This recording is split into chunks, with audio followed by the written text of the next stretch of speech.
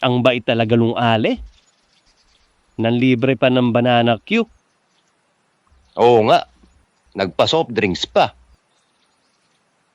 Abahoy, huwag kayong mahumaling dyan. Yung lolo ko, kakakain ng banana Q. Umabot ng 80 kilos ang timbang. Ang payat naman pala ng lolo mo eh.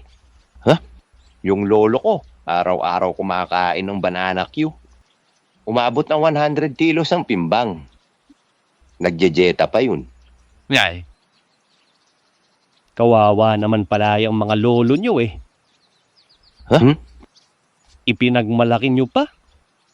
Panay naman pala malnourished yung mga lolo nyo. Wow! Malnourished pa sa'yo yun, ha?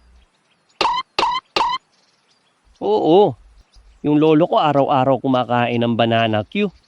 Umabot ng 40 kilos ang timbang. Nya. Kita mo ang kabobohan ng taong ito sa arithmetic.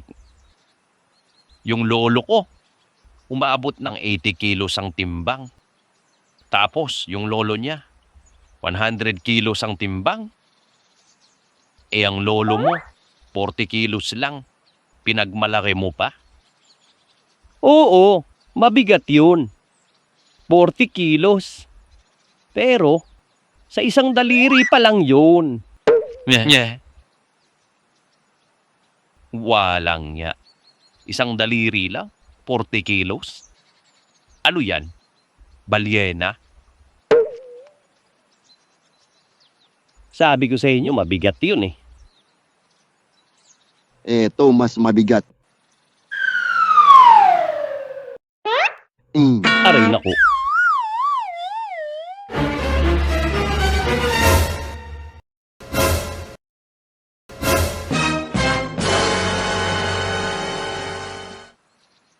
Yung bukid natin. Kahapon ko pa pinapaararo sa'yo. Hanggang ngayon hindi mo pa inaasikaso. Laka doon. Pero tsupaeng. Sasagot pa. Sasagot pa. Banatang kita dyan eh. Nyay, eto na nga ho eh. Araruhim na. Bilisan mo. Nyay. Batugan.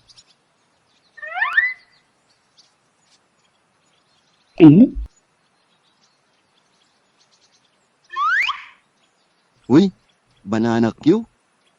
Masarap yan. Pahingi ha?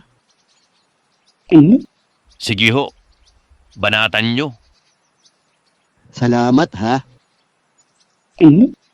Sige ho, Mang Paeng.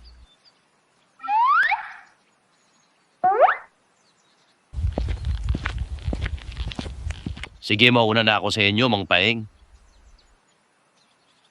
Sige.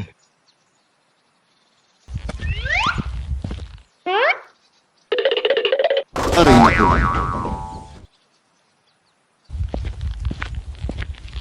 Hoy, Mang Paeng. Katanda-tanda mo na eh. Naglalaro ka pa ng padulasan? At yung banana Q. Kinakain yan.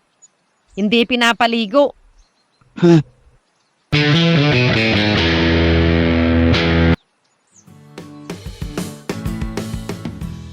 Kumusta mga tol? Salamat nga pala sa lahat ng mga sumuporta sa nakaraang video. Abangan nyo ang susunod na episode. Malapit na yun. Hanggang sa muli. Paalam!